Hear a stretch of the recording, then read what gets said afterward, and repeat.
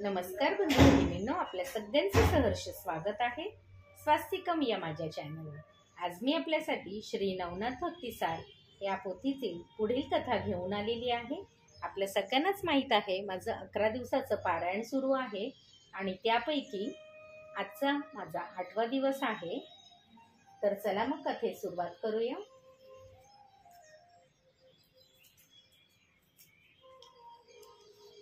श्री नवनाथ चरणी एकच प्रार्थना, आपल्या ज्या कुठल्या भक्तांपर्यंत हा व्हिडिओ आपल्याला पोहोचवायचा असेल त्यापर्यंत तो नक्की पोहोचू दे आणि त्यांच्या आयुष्यामध्ये धन संपदा, आरोग्य आणि त्यांच्या मनातील सर्व इच्छा पूर्ण होऊ दे, हीच नवनाथ चरणी प्रार्थना।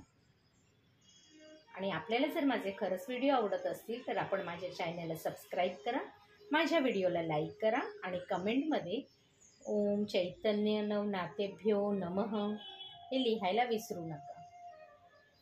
अध्याय 31 चौरंगीची तपश्चर्या। श्री गणेशाय नमः। विकारवश झालेल्या भुजावंतीचा तीव्र शब्दात धिक्कार करून कृष्णागर निघून गेले आणि भविष्यातील प्रसंगाच्या कटुकल्पनांनी ती जीव देण्याचा विचार करू लागली। तिने आपल्या विश्वासू दासीला पाचारण करून घडलेला सर्व प्रकार सांगितला। तेव्हा तिने एक युक्ती सांगितली। ती म्हणाली, राणीसाहेब, तुम्हाला आत्मघात करण्याचे काहीच कारण नाही। आता मी सांगते तसंच करा। महाराज आले तर तुम्ही उठू नका, रुसून झोपून राहा, हुंदके देत राहा। ते तुमच्याजवळ येतील तेव्हा तुम्ही रडून आकांत करा। ते तुम्हाला रडण्याचे कारण विचारतील तेव्हा तुम्ही सांगा, यापुढे तुमचे लाडके पुत्र कृष्णागर तरी येथे राहतील किंवा मी तरी, कारण आज तुम्ही नाहीत असे पाहून ते वाईट हेतूने माझ्यापाशी आले। ते माझ्यावर अतिप्रसंग करून पाहत होते, पण मी त्यांच्या वासनेला बळी पडत नाही। त्यांना दूर ढकलून मी पळाले, तेव्हा मी दाद देत नाही असे पाहून त्यांनी आपले तोंड काळे केले। तुमच्या अनुपस्थित जर असेच घडणार असेल तर जिवंत राहण्यापेक्षा मेलेलं बरं। ते ऐकून संतापलेले महाराज कसलाही विचार न करता कृष्णागरांना जीवे मारतील, मग तुम्ही निर्भयपणाने सुखाने संसार कराल। तिलाही ती युक्ती पटली। तिने अन्नपाणी व स्नान टाकले, अंगावरील राजशृंगार फेकून दिला आणि विन्मुख होऊन सुवर्ण मंचकावर पडून राहिली। शिकारीवरून परतल्यावर शशांकर तडक तिच्या महलात गेला। तेथे तिची अस्ताव्यस्त स्थिती पाहून त्याने प्रेमाने विचारपूस केली। तेव्हा ती हमसून हमसून रडू लागली। त्याने तिचे अश्रू पुसले व रडण्याचे कारण विचारले। तेव्हा तिने दासीने पढवलेल्याप्रमाणे सर्व काही सांगितले। ते ऐकून तो संतापला, त्याच्या डोळ्यात अंगार फुलला। त्याने सेवकांना कृष्णागराचे हातपाय तोडण्याची आज्ञा फर्मावली। ती ऐकून त्यांनाही वाईट वाटले। थोड्या वेळाने संताप कमी झाल्यावर राजेसाहेब ही भयंकर शिक्षा रद्द करतील या आशेने ते काही वेळाने पुन्हा त्याच्याकडे गेले व कृष्णागरांचे काय करायचे असे विचारले। तेव्हा त्या दिरंगाईबद्दल त्याने त्यांचीच खरडपट्टी काढली आणि भर चौकात शिक्षेची अंमलबजावणी करा असे स्पष्ट सांगितले। त्यामुळे त्यांचा नाईलाज झाला। त्यांनी कृष्णागरांना पकडून एका चौरंगावर बांधले आणि भर चौकात आणून त्यांचे हातपाय तोडून टाकले। त्या घावांनी मरणप्राय वेदना होऊन ते तडफडत करत बेशुद्ध पडले। त्यांचे हाल पाहून लोकांनाही अनिवार्य दुःख झाले। ते हळहळ व्यक्त करत असताना राजाला दूषणे देऊ लागले।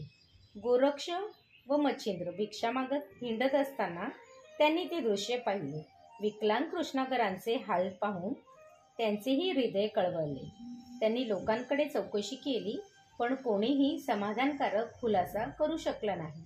तेव्हा मच्छिंद्रनाथांनी अंत्यदृष्टीने अवलोकन केले असता सर्व प्रकार त्यांच्या ध्यानात आला। तसेच ते राजपुत्र अवतारी पुरुष आहेत हेही कळले। तेव्हा गोरक्ष मच्छिंद्रांना म्हणाले, आपण यांना राजाकडे मागून घेऊ, यांना पंथदीक्षा देऊ, चौरंगी नाद करू आणि हे सर्व सामर्थ्यवान झाले की यांच्याच हस्ते यांच्या अविचारी बाप व कारस्थानी सावत्राई यांना धडा शिकू। मच्छिंद्रांना त्यांचा सल्ला पटला। मग ते दोघे राजवाड्यात गेले। शशांकराने त्यांचा योग्य तो सन्मान करून येण्याचे कारण विचारले। तेव्हा मच्छिंद्र म्हणाले, राजा, आज तुझ्या नगरात आम्ही एका युवकाला शिक्षा झालेली पाहिली। तो तुझा अपराधी आम्हाला दे। यावर तो म्हणाला, पण त्यांचा तुम्हाला काय उपयोग? उलट तुम्हाला त्यांची सेवा करावी लागेल. नाथजी म्हणाले, त्यांची चिंता करू नकोस. त्यांचे काय करायचे ते आम्ही पाहू. तू त्यांना आमचे स्वाधीन करणार आहेस किंवा नाही तेवढेच सांग. ते रोखठोक बोलणे ऐकून तो वरमला. त्याने त्यांच्या म्हणण्यास तत्काळ होकार दिला. त्यांचा निरोप घेऊन ते दोघे उठले आणि तड कृष्णागरांपाशी आले. रक्ताने माखलेल्या चौरंगासह त्यांना उचलले आणि मुक्कामी परतले. तेथे चौरंगीचे कृष्णागरांचे नाथांचे ठेवलेले नाव हातपाय तळून काढले. त्यानंतर त्यांच्या जखमा बांधून त्यांना थोडे खाऊपिऊ घातले. दुसऱ्या दिवशी सकाळीच त्यांनी कौंडिन्यपूर सोडले आणि मजल दर मजल करत बद्रिकाश्रमास गेले. तेथे चौरंगींना शिवालयात ठेवले आणि अरण्यात हिंडून एक गुप्त गुहा शोधून काढली. गोरक्षांनी एक मोठी शिळा आणून तिची गुहेतच उंचावर स्थापना केली व अस्त्रबळाने तिथे अंधार निर्माण केला. मग त्या दोघांनी त्यांना गुहेत नेऊन ठेवले व शिलेकडे निर्देश करून म्हणाले, आता तुम्हाला या शिलेकडे पाहत तपानुष्ठान करायचे आहे. तुमचे हिच्याकडे दुर्लक्ष झाले तर क्षणार्धात कपाळमोक्ष होईल, म्हणून सतत सावध राहा. आता तुमचा देहच आत्महिताचे परम साधन आहे. अशा प्रकारे सर्व सूचना देऊन झाल्यावर गोरक्षांनी त्यांना मंत्रोपदेश केला. त्यानंतर काही फळे त्यांच्या पुढ्यात ठेवली व म्हणाले, ही फळे खाऊन राहा. दिलेल्या मंत्राचा जप करा आणि शिळेवर लक्ष ठेवून प्राणरक्षण करा. तीर्थयात्रा आटपून आम्ही लवकरच परत येऊ. त्यानंतर त्यांनी गुहेच्या तोंडाशी एक प्रचंड दगड बसवला. एवढे झाल्यावर गोरक्षांनी चामुंडेला आवाहन करून चौरंगीपुढे नित्यमधुर फळे ठेवत जा असे सांगितले. त्यानंतर ते गुरुशिष्य गिरनाराकडे रवाना झाले.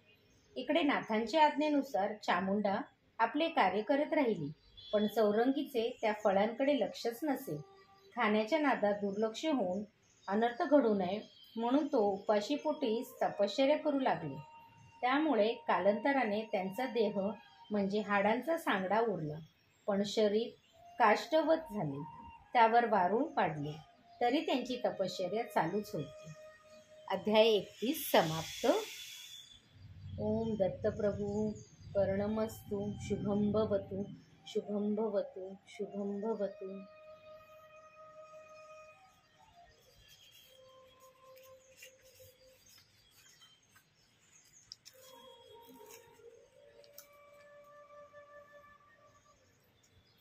ओम चैतन्य नवनाथेभ्यो नमः.